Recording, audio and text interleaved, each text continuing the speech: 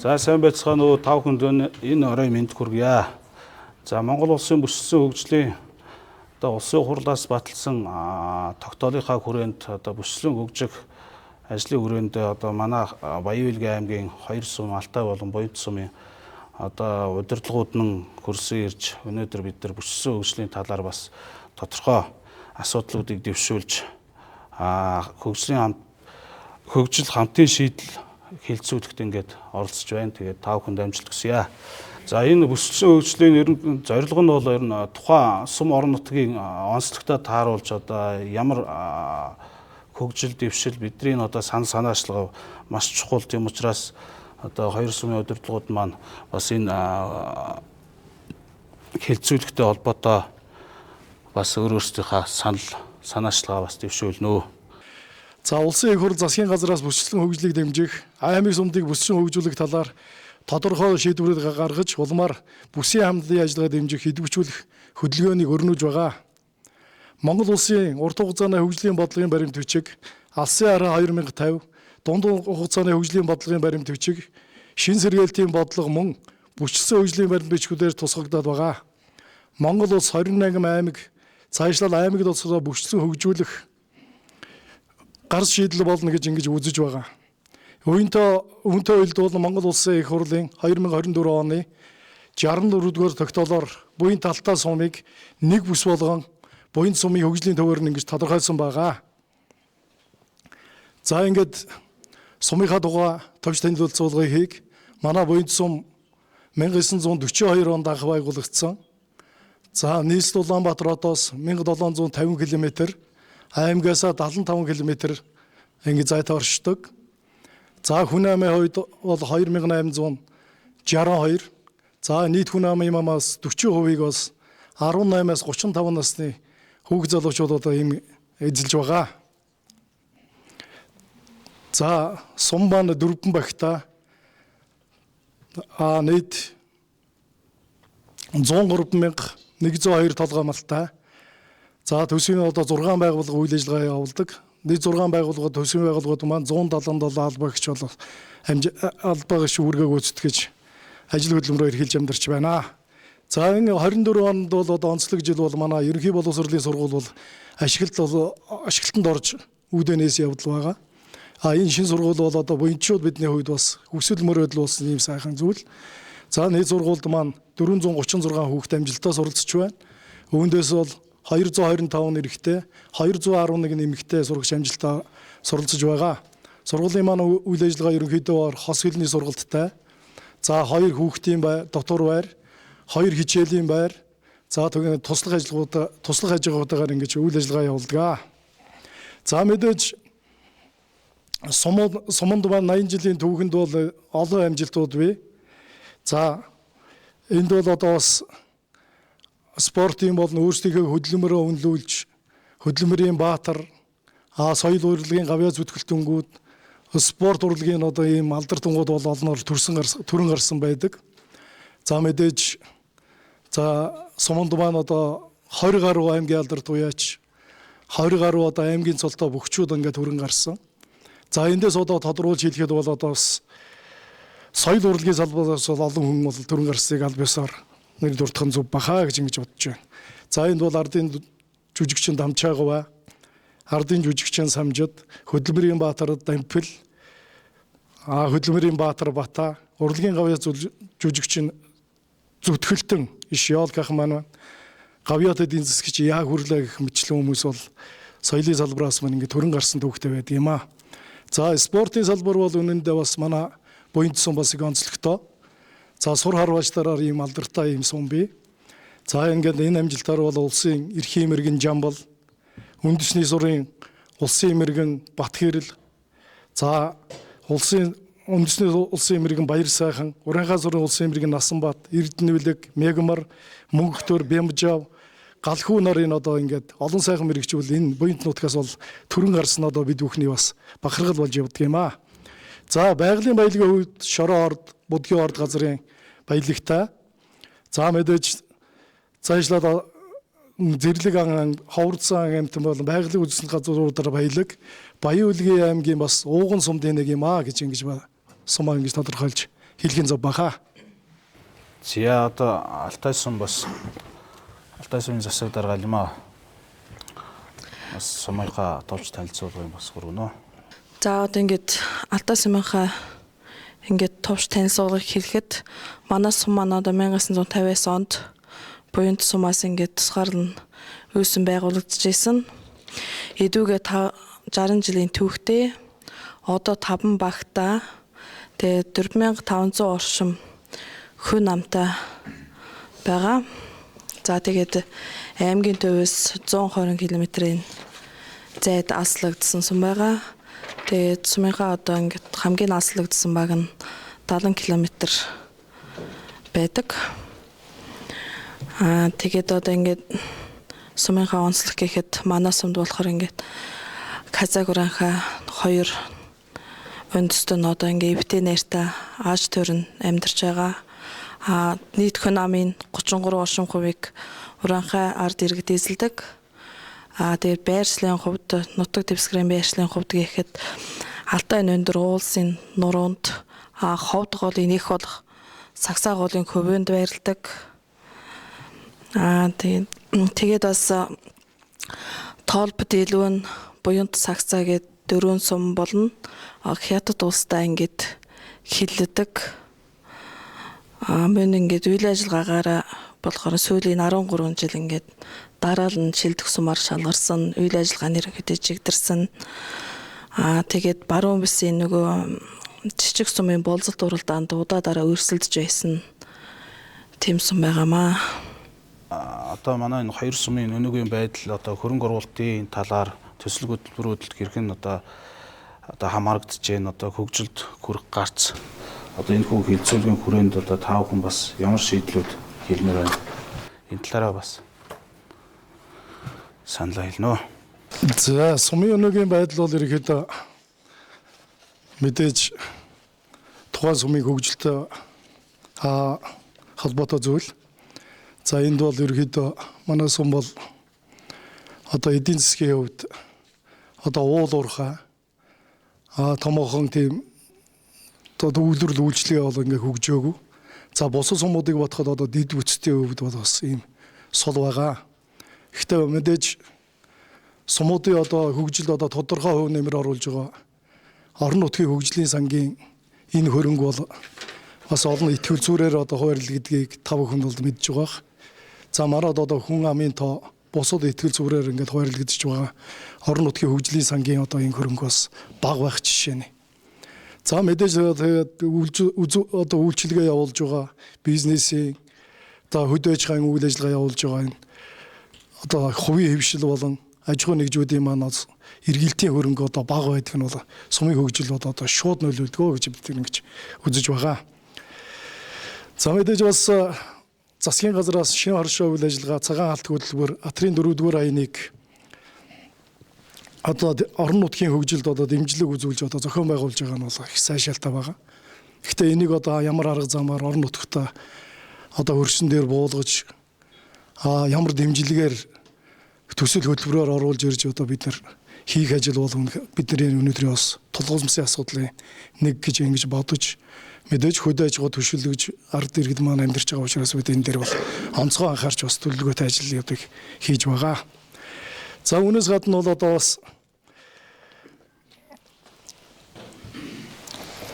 аялал жуулчлалын салбарыг одоо ерөнхийдөө ашиггүй холбоотой гэж ингэж ойлгож байгаа.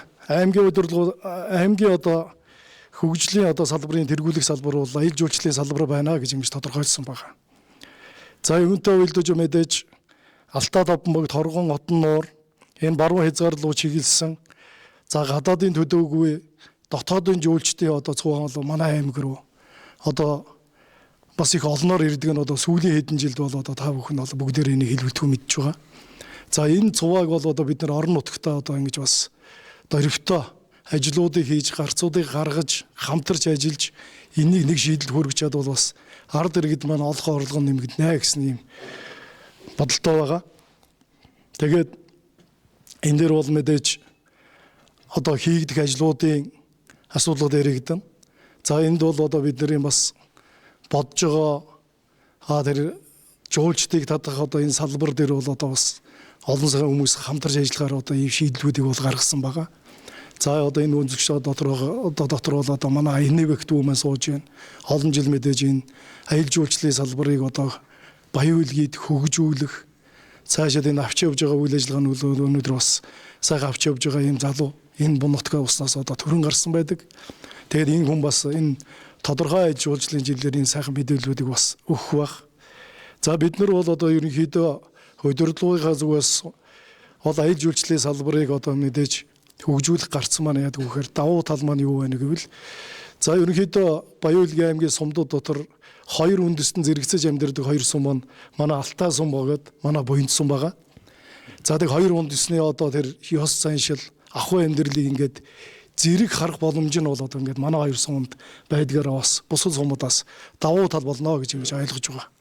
Хоёрдугаард мэдээж одоо дотоодын бөгөөд гадаадын жуулчдыг бол ерөнхийдөө хоргон хотон нуур, ёлтын сав газар, за хөлцөөдийн сав газар мэтлэн ийм явах маршрутаар ирсэн жуулчдыг бол тухайн орон нутгтаа ингэж татаж за ард иргэдийнхээ бас амьдрал хувийн хөвшлүүдэд дэмжиж ажиллах юм боломж нэгдэх байгаа гэсэн юм чиглэлийг бол бас бодож байгаа. За мэдээж аялал жуулчлалын салбар маань өөрөө том салбар. Тэгээд одоо энэ дээр бас бэлтгэл ажил бол нэлээд хөрөнгө мөнгөний асуудал тэгээд бас боловсон хүчний асуудал бол ирэгдэнэ. За энд бас олон талын одоо бас ач холбогдолтой ийм салбараа гэж бид ингэж тодорхойлж бас ажил хэрэг болгоё гэсэн ийм бодолтойгоор бид одоо хичээж төлөвлөж ажиллаж байгаа гэдгээ хэлье. За энэ дээр бас нэг юмыг одоо бас нэмж хэлмээр санагдж байна. За би сая хоёр үндэстний өв соёл гэдэг зүйлийг ярьсан. За мэдээж бид нар бол энэ дээр бол аялал жуулчлалыг хөгжүүлэх гаргалгаа нь юу байна вэ гэх юм бол за бид нар одоо тэр түрүүн бас бид нар бол харваачтаараа бас ийм алдартай сумаа гэж манай сумыг бас мэрэгчүүдийн үлгийн нутаг гэж ингэж тодорхойлсон байдагтай холбоотойгоор одоо очиход одоо 3 сурынхаа одоо ингээд үзүүлбэрийг бэлдчихсэн.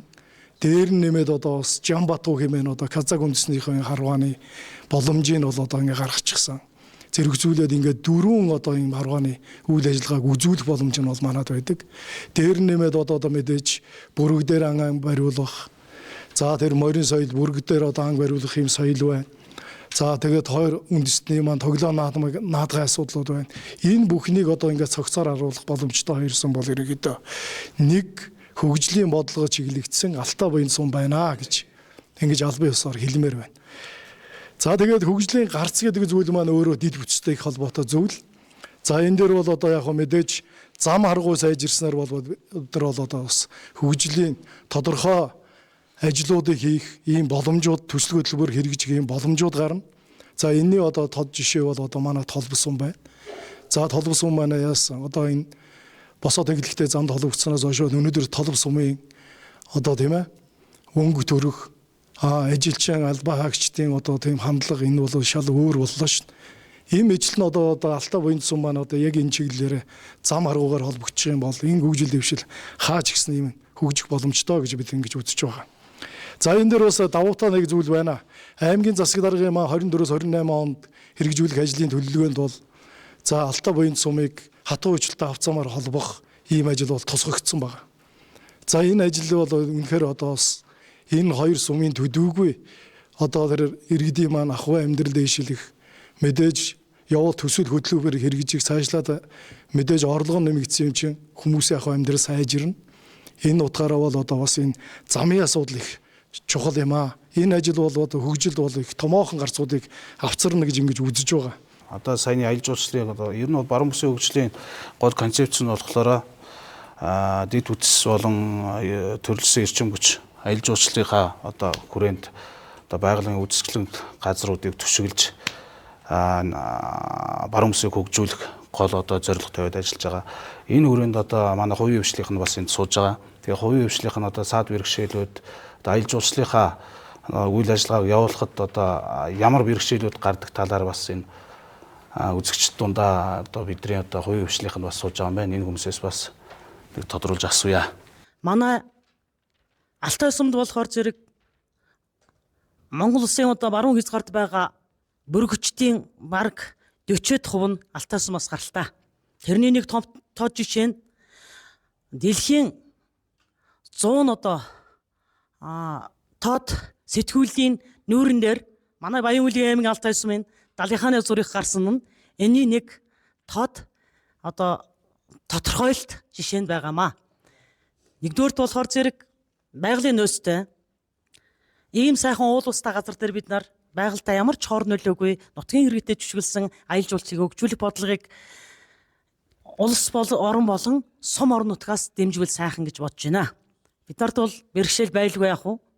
Нэгдүгээрт тусгай хамгаалтын газар нутаг болон хөлийн бүс нутгаар аялал жуулчлал хөгжүүлэхэд ялангуяа Алтай сумын хувьд компаниудыг дэмжихэд бодлогын хүрээнд шин санаачлал оруулбал зөв гэж бодож байна.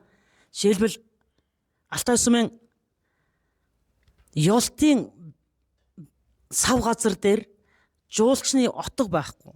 Ятгахтаа нэг нойл барих жишээ юм уу? Тэгээд жуулчдыг хүлээж авах бааз барихад эднэрт бол зөвшөөрөх авахд маш хэцүү байгаа. Зөвшөөрөл олгохдаггүй. Тийм учраас энэ хуулинд өөрчлөлт ороосоо гэж бодож байгаа. Манай Одгорл дарга маань бас онцлог хэлж байна. Хүний нөөцийн асуудал бас манайд хомс.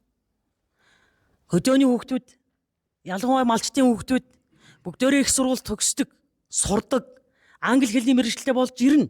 Даанч хөчж олдохгүй. Энэ бол боловсролын мэдлэгийн түвшингийн доогуурын дод жишээ. Тийм учраас бид нар боловсон хөшнөө бас давхар бэлтгэх нь зөв. Хоёрдугаар нэг том асуудал бол хогны менежмент асуудал байгаа. Жишээлбэл орон нутгийн амрагчд болон ялангуяа тийм ээ нутгийн иргэд өөрийнхөө хувь хүний хөгжлийг хөгжүүлж боловсрч хогны менежментийг хэн болгон өөрөө хогоо авч явж тийм ээ тэр байгаа цэгтэр наваачаад хайж тэр сумдаа Баян Улгийн аймаг тэр одоо тэр хогны асуудлыг бид нар алтайгаас тэрвэрлж ирэхгүй шүү дээ. Жижигэн хогны сээгүүдийг дахин боловсруулах тийм үйлдвэрүүдийг барьвал энэ ч бас болно гэж бодож байна. Гуравдугаар асуудал маршрут болгонд бид нар одоо ингээ отго байрлах нойлын асуудлыг дахиад нөгөө ингээд хогийн сэгийн асуудлыг нэг жижигэн хаус баримаар байдаг даанч оршины ус болон хөлийн зурваас дээр зөвшөөрөл авч чадахгүй. Энэ дээр л одоо бас сум орон нутаг болон энэ төрийн бус байгууллагууд болон хувийн хвшилтэд хамтран ажиллах төрийн байгууллагууд маань энийг дэмжиж өгөөсэй гэж бодож байна. Уламжлах нь зөв. Тэ. Энэ бэхжилсэн хөгжилд нэгт одоо хувийн хвшлээс санал авч байгаа болохоор энэ саналууд маань цаашаага явж дэмжигдэн гэж бодож байна. За аялал жуулчлалыг хөгжүүлэхэд мэдээж төрийн байгууллага тэгээд хувийн хвшил хамтарч ажиллах ёстой. Нэгдүгээрт сая нөгөө одоо хуулиндаа жоохон өөрчлөлт орох ёстой гэсэн энэ саналыг маань одоо та бүхэн төрийн байгууллагын цаашаага улсын хурлд уламжлаад өгөрөө. Одоо ядаж одоо хөлийн бус тусгай хамгаалтай газар ядаж зөвшөөрөлтөө одоо аялал жуулчлалын отго барих одоо цаашлаад бааз барих асуудлыг хуулийн дагуу шийдэж өгөх ёстой. Тэгжиж ер нь аялал жуулчлал маань хөгжинэ. Хоёрдугаарт янз бүрийн ивент арга хэмжээнүүд одоо манай хоёр сум ивент арга хэмжээнүүд ивент болгож оруулах ёстой. Календарчлалд оруулах ёстой гэсэн үг л дээ. Нэгэсэндээ одоо говьд жишээ нь Тэмээний баяр гэж байна, Хөвсгөлд мөсний баяр гэж байна тийм ээ. Тэрэн шиг манай хоёр сум нийлээд эсвэл тусдаа нэг юм уу хоёр ивент оруулах ёстой. Энэ Буянт сумын хувьд энэ ивентүүд маань саяны Одгорл даргын ярьснаар хоёр үндэстний одоо онцлог сум саяны нөгөө одоо Сур Харва тэгээ Бүргэдийн баяр эднэрийг ингээд хослуулад нэг ивент болгож оруулж болно. Жишээлбэл тэрэн дээр бол манай хувийн хвшлийнх нь хамтарч ажиллах бэлэн байна. Гуравдугаар ярих зүйл сурчлагын асуудал. Одоо энэ хоёр сумынхаа боломжуудыг бид нар дэлхийд сурчлах ёстой. Сурчлахад бас зөх хэмжээний хөрөнгө мөнгө бас шаардлагдан. Энийг бас одоо улсаас зөх хэмжээний одоо дэмжлэг улсаас үзүүлэх ёстой гэсэн ийм саналтай байна. Баян Улгийн аймагт нийслэлийн асуудал маш хүнд байгаа. Жуулчдыг бид нар орон нутгад татахын төлөө нийслэг бол нэмэгдэх ёстой. 7 хоногт ятгахтаа 5 юм уу 6 өдөр нийслэгтэй байх ёстой. 103 сар тийм ээ. Энэ чинь одоо жуулчны сезоны асуудал байгаа. Тэгээд хоёр дараагийн асуудал бол замын асуудлууд байгаа. Жишээлбэл Алтай Буянт Бартаад уулархаг тэр одоо бас тийм одоо мартаа замтаа байх болохоор ятгахтаа сум орон нутгийг одоо засмал замтаар холбож ингээд одоо бас холбож өгвөл аял жуулчлалыг хөгжүүлэх бас нэг хөшүүрэг болно гэж бодож байна. Энэ нислэгийн асуудлыг бас одоо тэгээд улс даяар ярих хэрэгтэй. Зөвхөн энэ хоёр компани асуудал биш. Энд чинь одоо тэгээд бүр баруун бүсийн асуудал болж байгаа. Бид 103 сард бол Говьолтай аймгаас хүнээ авч Говьолтай аймгийн тэр одоо онгоцны буудлаар хүнийг хүргэж шүү. Энэ бол том бэрхшээл байгаа нэг тийм ээ. Тэ. Ийм асуудлуудыг бас цаашаага дэмжиж өгөөрэй гэд одоо бүсчилцийн хөгжилд бол санал болгож оруулж байна. Сумын засаг даргын үйл ажиллагааны 4 жил хийх үйл ажиллагааны хөтөлбөр гэж боловсруулагддаг. За одоо миний одоо 4 жил хийх үйл ажиллагааны хөтөлбөр маань 6 бүлэг 25 дэд бүлэг 149 арга хэмжээтэйгээр боловсруулагдсан байгаа. За энэ бол одоо засгийн газрын үйл ажиллагааны хөтөлбөр, аймгийн засаг даргын үйл ажиллагааны хөтөлбөртэй уялдуулан гарсан ийм хөтөлбөр байдаг.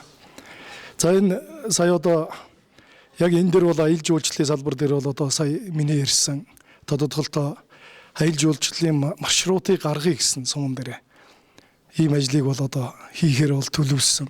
Өнөөдөр энэ одоо бас энэ нэвтрүүлэгт хөндөж байгаа аялал жуулчлалын салбартай нээлттэй уялдаа холбоотой учраас бас боломж гарч байгаа болов уу гэж ингэж харж байна. За тэгээд цаашлаад Алтай суманд байна одоо шар хамар хэмээн ийм газар байдаг. Одоо сая бид одоо зэрэгэлдээ хоёр сум хийх ажил хамтын үйл ажиллагаагаа бол бас ярилцаж зөвлөлдөж байдаг. Мэдээж энэ одоо хамтын ажиллагаа маань энэ хоёр суманд амьдардаг ард иргэдийн эрх ашигын төлөө бид бол энэ ажлуудыг хийж явуулсууд. Тэгэхээр сая одоо ярь сууж байгаад бол шар хамрын даваа гэж бол одоо Хятад талын Алтай аймагт бол их ойрхон байт юм байна. За хадлан тариагаа хийгээд мал харгуугаа хараа явж байхад ингээд цааталт нь дид үдсэн хөгжөө зам нь байж байдаг, гэрэл насч байдаг. Ийм одоо их боломжийн ийм бүс нутаг бол энэ хөлийн цаана бас байна. Тэгээ одоо энэ дээр бол одоо ямар санал оруулах гэж байна гэвэл Хятадын одоо энэ Алтай аймаг руу энэ шар хамраар дамжуулж замын ажлыг ингэж төлөвлөж хийж чадвал за энэ сумын хоёр сумын одоо төдийгүй Баян-Улгийн Улаанбаатар чиглэсэн энэ бизнес болон төсөл хөтөлбөрийг энэ үйл ажиллагаанд амжилттай болж бас олон гарцуудыг бол гаргана гэсэн юм бодолтой байгаа. Энийг аль биесээр одоо тэмдэглэхийг хүсэж байна. Өнөөдрийн хилцүүлэгт бас ингээд сайхан саналууд гарч ийн. Тэгээд та бүхэнд баярлалаа. Одоо дараагийн одоо энэ хөгжилтэй холбоотой бас гол асуудлуудын нэг нь боловсралтай холбоотой. Боловсролын асуудлыг одоо бид нар өнөөгийн одоо энэ Алтай буянтын одоо боловсролын асуудлыг бид нар яаж шийдэх вэ? Энэ хөгжилтэй яаж уялдуулах уу гэдгийг бас энэ талаараа бас санал хэлнэ одоо. Миний би Алтай сумын ерөнхий боловсролын 1-р сургуулийн захирлаар ажилладаг одоогоор 4 дахь жилдээ ажиллаж байна.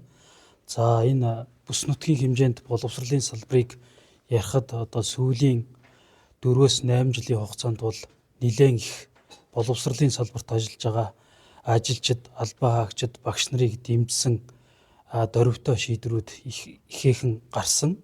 За тэдгээрийн дотроос одоо тодотгож ярих юм бол сүүлийн үед одоо үдийн цай хөтөлбөр хэрэгжижсэн бол энэ маань үдийн хоол болж өргөжсөн.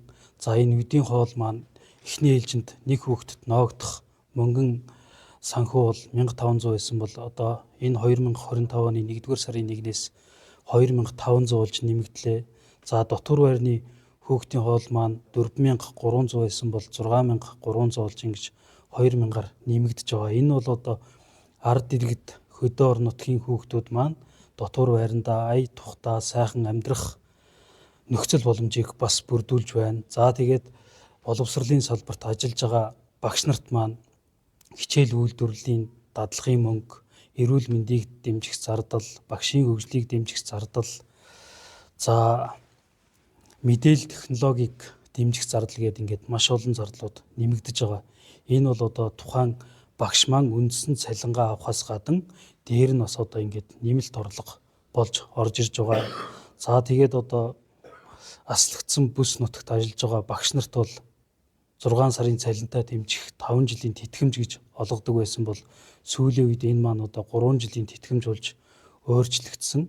За ингэснээр бас 3 жилийн тутамд 6 сарын үндсэн цалинтай дэмжих хэмжээний 1 удаагийн тэтгэмж авснаар бас багш ажилчдад маань тодорхой үр өгөөж өгдөг байгаа. За ингэснээр бас одоо аслагдсан бүс нутагт одоо боловсролын салбарт ажиллах боловсон хүчин ажилчид ялангуяа одоо залуу хүмүүс маань ингээд амьдрахад одоо таатай орчин бүрэлдэж байна гэж одоо миний хувьд үздэг. За тэгээд одоо цаашдаа бол ингээд ярихад аслагдсан бүс нутаг ялангуяа энэ сумдын багш ажилчдын дунд бол одоо орон сууцны асуудал бас байгаа. Тийм учраас явандаа бол төр засгаас аймгаас сум орон нутгаас одоо дэмжиж бас сум орон нутагта ажиллаж амьдарч байгаа залуучуудаа дэмжлэг үзүүлж хөнгөлөлтөө орон сууцаар ингэж хангах тал дээр анхаарч ажилласаа гэж бас миний хувьд бодож явдаг. За тэгээд одоо энэ сүүлийн үед сум орон нутгт дээр одоо энэ мэдээлэл технологийн салбар илүү их давамгаалж хөгжиж байна. Нэгэсэндээ одоо англи хэлний хичээл, персон, математикийн хичээл, эдвүтэй ингээд хүүхдийг одоо цахим онлайн шилжүүлсэн сургалт илүү их хөгжиж байгаа. Энэ байдлыг дагаад бас сургууль маань нөхөн хангалтын зардал, тоног төхөөрөмжийн зардлаараа тухайн хүүхдүүдэд чиглэсэн мэдээлэл технологийн тоног төхөөрөмжүүдийг илүү их нийлүүлснээр одоо хөдөөгийн хүүхдүүд маань хотын хүүхдүүдээс дутхааргүй юм сайхан орчинд суралцах боломж нөхцөл нь бүрдэж байна гэж боддог. За анхаарал хандуулсанд баярлалаа. За ингээд Ахмад багшийн үед одоо сургуулийн 38 жил ажиллаад тэтгүүртэй гарсан Ахмад багш байгаа. Бас энэ бүсчлийн хөгжлийн асуудлыг бол Монгол Улсын төр засгаас хэрэгжүүлж байгаад дэмжиж байдаг. Ер нь бодоход бол сумууд ганцаараа би хөгжмөйг асуудлууд байхгүй болсон. Тэрхүүл дэлхий бол нэг юм болсон ш нэг хамтарч хөгжих болсон. Инхээр Алтай мөнхийн удирдлагууд бас хамтарч бүсчлийн хөгжмөйг асуудлыг бол дэмжиж байна. Жишээл тухайлбал ярихдаа одоо цэнгэл толгой сумууд тооцооны үйлдвэрүүд байгуулагдсан байгаа. Тэгвэл одоо Алтай буйн сум нэг байгуулах шаардлага байна уугүй юу гэдэг бас судлах хэрэгтэй. Тэгээд нэгнийхээ бизнесийг цогж тэг цаг алдахын оронд өөр салбар бол дөндөө байна. Буйн сум шиг эсхийний үйлдвэр байгаа. Энэ эсхийний үйлдвэрийг цааш яаж өргөдөх вэ? Яаж чанартай эсхийг гаргах болох уу гэдэг дээр одоо хамтарч ажиллах болохоос биш Алтай сум дахиад нэг эсхийний үйлдвэр байгуулах бол шаардлагагүй мө гэж боддог. Бүсчлийн хөгжил дээр ийм сайн анхаарах хэрэгтэй байна гэж боддог. За жишээлбэл цаг уурын сүүлийн үед бол одоо маш хүндэрч байгаа. Үүнтэй холбоотой малын тэжээлийн ургамал бол маш чухал болж байна. Одоо шинжлэх ухаан батлалаа шүү дээ. Бэлчээрийн ургамал одоо 20 төрлийн ургамал ургадаг басмал 5 төрлийн ургамал ургадаг боллоо гэж. Тэгэхээр энэ тэжээлийн ургамлыг яаж бэлдэх вэ? Хаана тарих вэ гэдэг асуудал бол бүсийн хэмжээнд ярьж байж шийдэх хэрэгтэй байна гэж ийм дээр санал нэгдэх хэрэгтэй байна. Тэгээд бас анхаарах зүйл бол сая аялал жуулчлалыг бол тэргүүл салбар гэж Баярлгийн аймаг хүлээж авсан юм байна. Манай Алтай буйн сум хөдөлгөөс тэгж хүлээж авч байгаа юм байна. Тэгэхээр аялал жуулчлалыг хөгжүүлэхийн тулд боловсон хүчний асуудлаас анхаарах хэрэгтэй. Сая тэнд бас хэлж байлаа. Одоо сайхан хэлтэй залуучууд хэрэгтэй байна. Англи, Франц, Орос хэлтэй хүмүүс байж аялал жуулчлал хөгжиж шүү дээ. Сайхан одоо бас аялал жуулчлалын төвүүдийг буйн сум нь Алтай сумд бас байгуулах хэрэгтэй юм байна гэж бодож байна. Бас бүс дундын сайхан нэмлэг, бүс дундын сайхан сургуультай байх хэрэгтэй. Тэг хамгийн гол нь бол Монгол Улсын засгийн газраас энэ бүсүүдийн хөгжлийг бол дэмжиж татврын болго бүсийн нэмэгдэл коринг оруулалтаар бол маш сайн дэмжих хэрэгтэй гэж боддог. Бид шийдлээ зөв гаргаж өгч чадах юм бол засгийн газар дэмжих бэлэн байгаа гэдэг бол ерөнхийдөө амласан байгаа. Тэгээ бас нэг Монгол Ардын гол сайхан үг байдаг. Сэтгэл байвал чулуун дээр цэцгэр гуул болоо гэж. Тэгэхээр бүгдээ хамтраад энэ сайхан хөгжлөөгөө бол авч явна гэдэгт итгэж байна. Улсын хурл бол орон нутгийн сонгуул явагдаж бас тодорхой үр дүнгууд гарч өнөөдөр ингээд тэр үр дүнгийнхаа хүрээнд бас удирдлагууд шинээр удирдлагууд томилогдсон байгаа. Тийм учраас энэ хоёр сумын бас иргэдийн урлын дарганаар нь одоо ирж оролцож байгаа. Энэ хоёр хүн маань бас энэ түрүүний одоо асуулттай адилхан бас сумын өнөөгийн байдал ерөн цааш тавч хэрэгжүүлэх энэ бүсчилсэн хөгжилдөө бас одоо өөрсдийнхээ санаачлалуудаа бас Буян сумын иргэдийн төлөөлөгчдийн хурлын дарга Өмөрбек гэдэг. За буян сумын иргэдийн төлөөлөгчдийн хурал нь 1992 оны шинэ сонгуул батлагдсны дагуу нутгийн өрөө дурдах байгууллага болон иргэдийн төлөөлөгчдийн хурал болон байгуулагдсан. За манай сумын сум бол 21 төлөөлөгчдөөс бүрдэн. Сумын одонхын санал авсан 21 төлөөлөгчдөөс бүрдэн. Хурлын ажлын гал бол 3 оронтой байгаа. За хурдын дарга, хурдын нарийн бичгийн дарга, хурдын ажилт ингээд 3 оронтой байдаг. Тэгээд хажуугаар нь багийн иргэдийн нийтийн хурал гэдэг 4 хүн бас хамтраад ажилладаг юм аа. За энэ манай иргэдийн төлөөлөгчдийн хурлын бүрэлдэхүүнээр анх одоо орон тооны бас дарга гэдэг хурлын дарга гэдэг одоо Палдай гоо байна. 50к гоо байна. Ингээд ажиллаж ирсэн. Орон тооны дарга болсны хойно Давгын Хунанбай, Күнтвар, Батарбек, Сэрэндорж гэсэн үеийн удирдлагууд ажилласан байгаа. За сумын иргэдийн төлөөлөгчдийн хурлын үндэсний хуулийн дагуу мен засаг захиргааны нутаг дэвсгэрийн нэгж төний удирдлагын тухай хуулиар олгогдсон эрх хэмжээний хүрээнд сум орон нутгаа дунд болон урт хугацаанд хэрхэн хөгжүүлэх, эдийн засгийн бие даасан чадварыг хэрхэн бэхжүүлэх, бүс нутгийн хөгжилд сум ямар байр суурь өргөтэйгээр зэрэгсэн хөгжих талаар болгол уусруулан ажиллаж байгаа. Баруун бис нутаг бол аймгийн төвөөс аслагдсан тийм сум байгаа манай сумын хувьд. Ингээд манай сумын бүссэн хөгжлийн юунд бол аялал жуулчлалыг дэмжиж цаашдын чиг бодлого аялал жуулчлалын дагуу ингэж үйл ажиллагаа явуулах мөн ард иргэд хууль сурчлах ийм байгууллага байгаа. Ингээд сум орон нутагт бол аялал жуулчлал хөгжүүлэхийн тулд зам харгуу, тог цахилгаан гэх мэт ийм хүндрэл бас байдаг. Тийм учраас ингээд аялал жуулчлалыг хөгжүүлэхэд сум орон нутгийн зүгээс ингээд тусал дэмжиж боломжийг бүрдүүлж ажиллана. Ингээд сум орон нутгийн хөгжлийн сангаар бол ингээд Күнамын тоонд 2-3 сая төгрөг байрлагддаг. Энэ жил тэрийг хуваарлаж баталсан байгаа. Мөн аймгийн орон нутгийн хөгжлийн сангаас тэрмүү гаруй төгрөгийн хуваарлалт өгсөн. Ингээд бидэнд бол цаашд бол тэр засвал улам дэмжиж ажиллахыг хүсэж байна. За баярлалаа. Тэгээд бүс орон нутгийнхаа одоо хөгжилд бид нар залуучуудын хувь нэмэр, залуучуудыг бас тухайн орон нутгтаа бас амьдруулах, ажилуулах тал дээр бас тодорхой саналууд бас гарах хэрэгтэй байх. Энэний талаар бас энэ Алтай сумын орлогч дарга Адалбек бас өөрийнхөө байр суурь илэрхийлнэ. Залуу хүний хувьд сум орон нутгад залуучуудын толгомцсон асуудал болон гарц шийдлийн талаар хэд хэдэн зүйлийг ярих гэж бодож байна. Сум өдөрж байгаа залуу хүний хувьд бол 5 багийн дотор ард иргэдтэй уулзж явхад өнөхөр 20-45 насны залуучууд бол ер нь бол хөдөө орон нутгад маш хомс байна. Бараг ирээдүйд залуу малчингүй үлдэх тийм эрсдэл үүсэж байгаа гэж би харж байгаа. Тийм учраас ялангуяа залуу малчтыг бодлогоор төрөөс дэмжих, бүсчсэн хөгжилд тусгах, саяны аялал жуулчлалын салбарыг бол тэргүүн салбар болгож хөргөжүүлж байгаад малчтын хүүхдүүдийг бол аялал жуулчлалын салбарт өнгийн сурах гэх мэт олон гарц гаргалгаануудыг хийх нь бол чухал гэж би залуу хүний хувьд харж байгаа.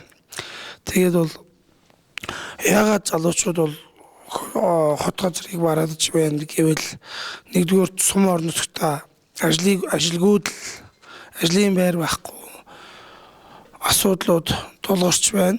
Тийм учраас энэ дэр бол баруун бүсийн Алтай бие сумын удирдлагууд ингээд хамтын шийдэл хүрч энэ дэр ямар гарц гаргалгаанууд байдаг.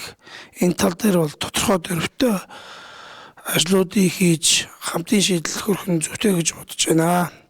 Мөн бас энэ жил сая ярьлаа аймгийн төлөөлөгчийн хувьд бол уйлгийн цагсаа буян талтай чиглэлийн засмал завлын эхлэлийг бол тавьсан бас маш чухал асуудал болсон. Энэ жил бол 350 сая төгрөгөөр энэ зам засварын ажлыг зураг төсвийн хийлэхээр хөрөнгө шийдэгдээд эхлэн тавигдаад энэ жил бол нээлттэй тендер шалгаруулахаар явж байгаа юм байна. Зам дагж хөгжил гэдэг энэхүү замын асуудлаас болж маш олон өндөрлөд байдаг сум орон нутагт. Ялангуяа Алтай ивент сум бол үнэхээр төвөөс аслагдсан батат сум учраас аялал жуулчлалыг илүү их төлхөө татахад бас ингээд давуу тал болно гэж ярьж байгаа. Мөн Алтай сумаас цааш 50 км-ийн зайд байрлах Шаргамрын тэр уулнаас цаашаа хятадын Алтай хот бол нэг 20 км-ийн орчимд зам сахилгаан нэрчгсэн засмалан тавигдчихсан баг ингээд хөгжил яг хаяанд байхад бид нэр бол Алтай сум буянт сум бол хөгжлөөр бомтын асуудлыг бол тэрүүнд ярьж ярих нь чухал гэж бас залуу хүний хувьд бодож байна. Тэгээд бас энэ талаар бас олон жилийн өмнөөс өсөлтүүдийг хурын гишүүд Монгол Улсын ерөнхийлөгчд хүртэл хандаж тавьж байсан байна лээ. Нутгийн ард иргэд энийг бас зангилааг нь тайлж дараа нь бас шийдвэрт хүрнэ гэдэгт бол итгэлтэй байна. За баярлалаа. Одоо бидний зүгээс залуучуудын номын тулгарч буй асуудлыг бас миний зүгээс хоёр хуваан гэж үзэж байгаа. Энийг бол гадаад болон дотоод асуудал гэж гадаад асуудал нь бол тухайн үеийн залуучуудыг дутуу үнэлдэг, нийгмийн хөвшлэн зойлуулалт багтдаг. Тэгээд залуучуудыг тэгээд үе хооронд энэ ялгаа тэгээд шанаргын боловсролын систем гэж багтчих байгаа. Харин дотоод асуудал нь бол залуус бид юу хийгээс нь хүсэл мөрөөдөлтэй байсан ч гэсэн тэрийг төрөөс дэмждэггүй. Бид нар өлөө бас шийдвэр гаргах боломжийг нөхцөл байдал тулгарч байдаг. Тэгээд ямар нэгэн шийдвэр гаргахад бас тийм бусдын нөлөөнд давтдаг зүйлсүүд тохиолддог байгаа. Тиймээс бид нар тийм эдгээр асуудлыг шийдэхдээ өөрийн гар бие оролцсон шийдвэрлэх нь зүйтэй гэдэг бодож байгаа. Төрөөс бол дэмжихэд хөдөлмөр эрхлэлтийг дэмжих хэрэгтэй залуучдын нэгдүгээр асуудал нь бол хоёрдугаар шөлөөт сум орон нутагтаа залуучууд шөлөөт цагийг зөв өр бүтээлтэй өнгөрүүлэх нөхцөл бололцоог бүрдүүлэх. Тэгээд мэдээллийг цаг хугацаанаас хосролгүй хүртэх боломжийг бас нэмэгдүүлэх. Тэгээд өөрийн болон нийгмийн төлөө хүлээх хариуцлага дээшлүүлж ажиллавал төрөөс дэмжиж ажиллавал бид нар залуучууд тухайн орон нутаг сумд бүрэн сайхан амьдрах боломж нөхцөл нь бүрдэнэ гэдэг хүсэлтэй байгаа. Тэгээд дараа нь нэг асуудал нь бол тухайн сум орон нутгийн залуу малчин гэж хүмүүсүүд байдаг. Тухайн улс орон нутагт бол залуу малчид манайхан залуу малч гэхгүй зүгээр малчтын сөөхөн болж байна. Нэг 5-аас 10 жилийн дараа болж малчин хөдөө мал малж амьдардаг залуу малчин чгүй малчин байх нь уу байхгүй бүүмэд одоогийн байдлаар хөдөө мал малж байгаа залуучууд малчид бүгд төв суран газарт бараадаг. Залуучууд бол төв суран газарт хар ажил юм уу тэгээ барилгын тусалгаар ажиллаж байгаа. Нэгдүгээр. Тэгээд хоёрдугаар бол тэр залуучуудыг төв суран газарт тогтворжуулахын тулд саяны бүсэлжин хөгжлөөр манай 2 сумын яригдж байгаа аялал жуулчлалын салбарыг хөгжүүлэх гэж. Тэн дээр 2 сумын дотроо нэг том аялал жуулчлалын баз байсан бол тэнд байгаа залуучууд тэнд ажиллах бас бүрэн боломжтой. Тэрийг аялал жуулчлалын тэр үед бас нэг морин дээр гэр барих юм уу те ажлууд ажлын гараа бас эхэлнэ. Тийм учраас тэр талаар бас төр нутагаас бас дэмжиж ажиллах нь зүйтэй гэж бодож байгаа. Та бүхэнд бас анхаарал хандуулсанд баярлалаа. Баярлалаа. За Монгол Улсын засгийн газраас бас хэрэгжүүлж байгаа төслүүдийн нэг нь болохоор шинэ хоршоо шинэлэг малчин хөдөлгөөнийг өрнүүлж байгаа. Энэ хүрээнд энэ хөдөлгөөний хүрээнд энэ манай энэ 2 сум бол ямар саналтай байгаа юм бэ? Малчтын тараар төрөөс авч байгаа бодлого олон арга хэмжээнүүд авагдаж байгаа. Үүний нэг нь бол шинэ хоршоо чинэлэг малчин гэсэн хөтөлбөр байна.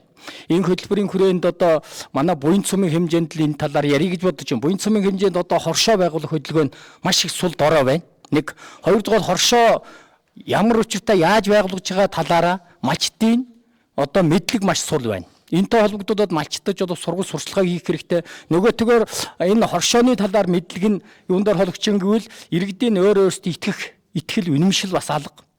Хоёрдугаарт нөгөө дундын хөрөнгө гэдгээсээ болоод бие биестэй нь итгэлээс гадна одоо нэгдэх тийм хүсэл нь бас сайн бүрэлдэж өгөхгүй байгаа. Хоёрдугаарт сүүлийн боломжоор итгэл энэ Монгол улсын иргэний тухай хуулийн 34-ийн 6 зааснаар одоо нийгэм соёлын хэрэгцээг хангаж хамтын удирдлагата нэгдсэн дундын хөрөнгөтэй гэгээд ийм хуулийн этгээдийг одоо хоршоо гэж нэрлэгээд байцсан байгаа шүү дээ. Тэгтэл иргэн нь бол нийгмийн соёлын хэрэгцээг яаж хангах вэ? Энэ юу байдгийг цаана хамтын удирдлага, дундын хөрөнгө гэдгээс ойлгоцсон таарав. За манай буянт сумын хэмжээнд саяхан одоо сонгуулийн үеэр 10 хэдэн шинэ хоршоо байгуулагдсан. Түүнээс 2х нь хөрөнгө мөнгөө шийдвүлээд манай баг дээр өмнө гол баг дээр одоо үүсэн байгуулагдсан байгаа. Тэр 2 хоршоо нь одоо мөнгө төгрөгөө аваад үйл ажиллагаа явуулах, чигдрээд явуулаа гэлэх чинь цааш яг шаардлагын дагуу хангаж үйл ажиллагаа явуулж чадахгүй байна уу? Энэ нь бол юутай холбоотой гэвэл хоршоогоо аваад явах хууль эрх зүйн чадамжийг хангаад өгсөн байж хоршоогоо аваа явах цаана иргэд өөрсдийнх нь боловсролын чадамж алах. Тэн дээр боловсон хүчин хэрэгтэй байна. Мэдлэг боловсролт эдийн засагч хэрэгтэй байна. Аваад удирдлага аваа явуучих менежерүүд хэрэгтэй байна. Энэгүүгээр явахгүй. Энэ залуучуудыг одоо сая яриад байгаа энэ залуучуудыг энэ сул чөлөөтэй яваад ихтэй сургуулиар аав ээж нь сургацсан хүмүүсүүд урд ингээд тэнж явж байгаа энийг одоо сумнаас аймагаас бодлого гаргаад энийг авчраад ингэж шин хоршоод ороод нэгдүүлээд нэгдэхэд ингэж явахгүй бол энэ талаар нэг талч явсан малчтууд ингэж эвж нэгдэж явахгүй бол цааш нь зуд турхан байна, байгалийн бэрхшээл байна. Ингэж л одоо ажиж хөдөлмөрлж явж байгаа малчтаа дэмжиж ажиллахгүй бол ийм болох нэ. Цааш тийм хоршооны талаар ямар гарлага гарцсан байна гэвэл хамгийн гарлага гарцсан эв нэгдгийг хангах малчтын. Сургууль зохион байгуулах. Тэгээд гол шалгуур үзүүлэлтэн бол чадамжийг дээшлүүлэх. Ягаад гэвэл мэдлэгийн чадамж дээшлүүлэхгүйгээр энэ хоршоог хөгжихгүй нэ. Ийм л одоо бодлыг би малчин хүний хувьд хэлье. Цаашдаа бол ер нь малчтын талаар төрөөс авч байгаа энэ зүйтэй бодлогуудыг чиглэлээд аваад явах нь үтэл гэж бодож байна. Энийг бол сум орон нутаг аймагуудын одоо удирдлагын цөмөр ингээд аваад явж байгаа шүү дээ. Гэхдээ манай сумын хувьд бол маш сул дорой байгаа гэж дөнгөж үзэж байгаа. Малчтын хоршоо шинэлэг малчин гэдэг Монгол Улсын засгийн газраас тогтоол гарч энийг өнгөрсөн жил 5 сараас эхлээд үйл ажиллагаа явуулсан байгаа. За нийтдээ Монгол Улсын хэмжээнд бол 1.7 их 80 төгрөгийг Монгол Улсын хэмжээнд хойрдсан байна. За Алтай сумд бол нийтдээ 56 хүн 7 хоршоо байгуулж 1.3 тэрбум төгрөг зээл авцсан байна. За энэ дэр мэдээж малчтын амжиргаа дээшлүүлэх чиглэлээр Монгол Улсын засгийн газрын 2050 стратегийн бодлого төр энийг оруулсан байгаа.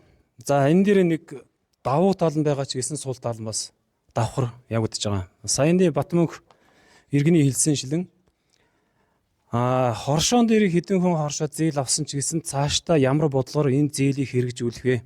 Нэгдүгürt. За хоёрдугаар сумын хөгжлийн төлөө энэ зээл авсан зээлдэгчид хоршооны эзнүүд ямар ажил хийх ёстой юм бэ?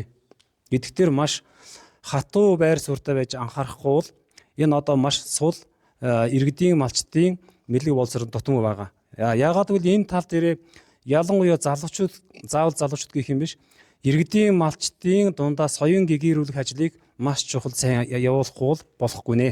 Яагаад гэвэл одоо нэг жишээ хэлье л дээ. Сумын хэмжээнд одоо төрийн үйл ажиллагаа явуулж байгаа сургууль цэцэрлэгүүд бол дотор байрны хүүхдийн хэрэглэх хүнсний махыг нийлүүлдэг. За одоо нотон жилээс билүү засгийн газрын нэг юу гарсан байлээ, шийдвэр гарсан байлээ. За энэ сургууль цэцэрлэгийн хүнсний махыг хэн болгоноос авахыг бараг шахуу хариуцлага заалтан дээр явцсан байна. За энийг яах вэ гэхээр тухайн суманд бол мал найдлагын жигэн бойн байх ёстой. За тэрэн дээрээ бойн дээр иргэд нь малчт нь малаа нядлуулна. Тэрийг нядлуулсан малыг чинь улсын байцаагчид тэрийг шууд аль биеснээ тамгаажуулаад батлаажуулаад тэрийг чинь тухайн үйл ажиллагаа явуулж байгаа төрийн байгууллагад худалдаж авах юм чиглэлтэй байгаа юм байлээ. За энийг бол манай малчд бол яг одоохонд бол ямар ч нэг мэдлэг байхгүй байгаа. Тийм учраас нэгдүгээр соён гэгэрүүлэх ажлыг бид нар тухайн сумын аймгийн удирдлагууд энийг хэрэгжүүлэх ёстой гэж боддог. За дараа нь энэ орон нутгийн хөгжлийн сан улсын төсөө зөндөө олон сумын бүсчилсэн хөгжлийн дараа зөндөө олон жил хөрөнгө оруулалт санхүүжилт хийгдсэн байгаа. За одоо жишээ зүгээр хэлгээд 2013 онд анх удаа орон нутгийн хөгжлийн сангийн хөрөнгийг Монгол Улсын засгийн газар хэрэгжүүлсэн эхэлсэн бол одоо 12 13 дахь жилдээ явж байгаа. За энд багада нэг сумыг зүгээр 250 сая төгрөгөөр дундаж бодоход нэг сумд 3.3-аас 3.5 тэрбум төгрөгийн хөрөнгө оруулалт хийсэн гэсэн үг байхгүй юу? За энийг чинь одоо бид нар яах ёстой? Тухайн сумын иргэдэн өөрсдөө энэ Монгол Улсын засгийн газраас өгч орон нутгийн хөгжлийн сангийн хөрөнгийг зөв зохицуулах, тэрийг хэрэглэх, боловсруулах, дараа нь тэрийг чинь хамтын шийдэл болгох, иргэдийн даа утгатай орчинд бий болгох, тухайн сумын хөгжил дээр наалтцсан юм хийж байна уу гэдгийг дээр анхаарах хэрэгтэй байна. Нэгдүгээр. За хоёрдугаар тэрний хяналт шалгалт иргэдийн маш сайн байх ёстой. Гэх нэг санал байна. За орон нутгийг одоо сум орон нутагт бизнес эрхлэхэд одоо ямар бэрхшээлүүд гардаг талаар бас хувийн хвшлийнх нь бас сууж байгаа. Манай хувийн хвшлийнх нь бас саналудаа бас хэлнэ.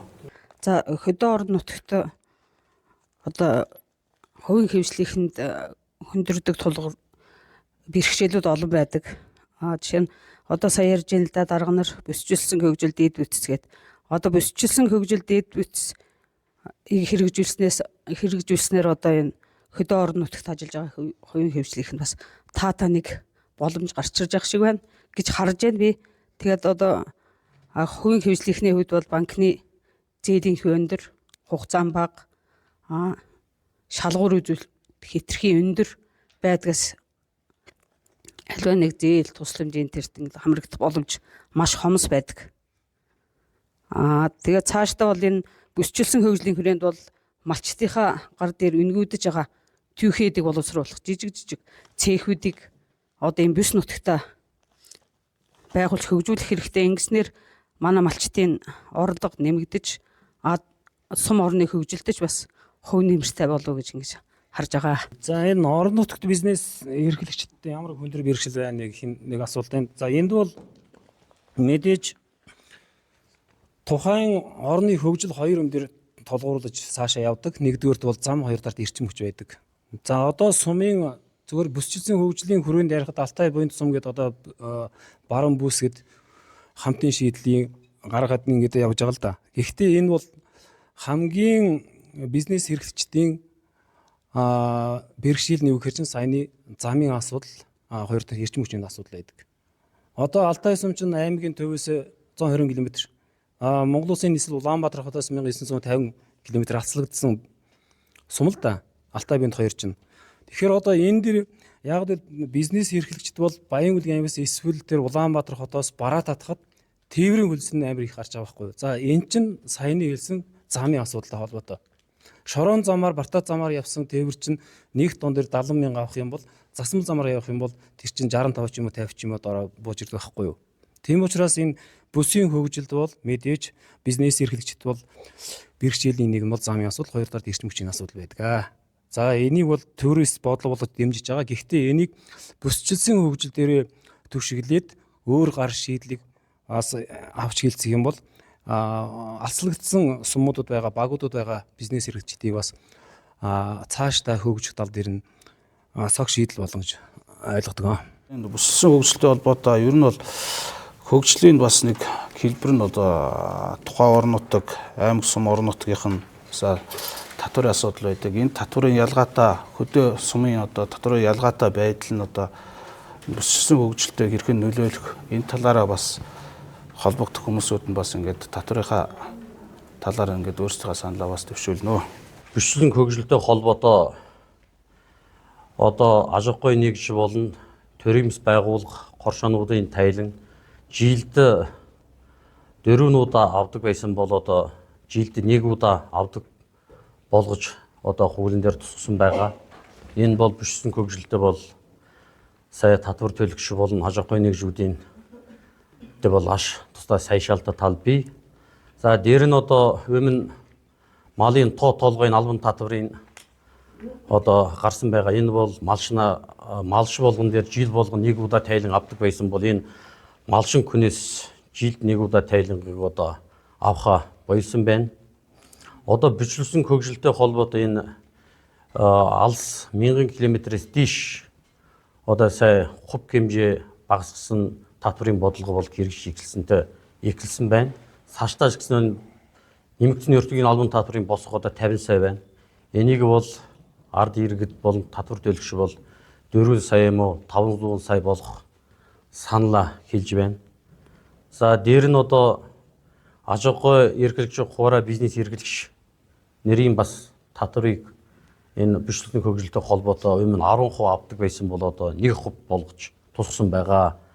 Энэ бас татврын уян хатан зөв бодлого бичлэгний хөгжилтэй зарим хувь бол хэрэгжсэнтэй хэрэгжсэн байна. Цаашдаа ч гэсэн бас одоо сайны одоо нийтийн босгыг одоо 500 сая юм уу 500 сая төгрөг болох хэрэгтэй байна. Дээр нь бас татврын хувь хэмжээ болон татврын төрөлийг ялангуяа ард иргэдийн нуруунд дээр татврын төрөлийг нэмэхгүй байх зарчмыг баримтлах нь зүйтэй байх гэж бодож байна. За ер нь бол бүсэлсэн хөгжлийн талаар бас хөгжил хамтын шийдлийг хүрээнд бас хилцүүлгээ бид нар бас хийгээд ингээ хилцүүлээд хоорондоо ярилцаад бас саналаа дэвшүүлээд ингээл дуслаа. Тэгээд одоо ер нь бол энэ ажлын хүрээнд одоо миний ойлгосон одоо бид тав бүхний одоо хийж байгаа юм бол ер нь бол зам дагаад хөгжил гэдгээр одоо эхлээд бид нар замаа барих хэрэгтэй юм байна.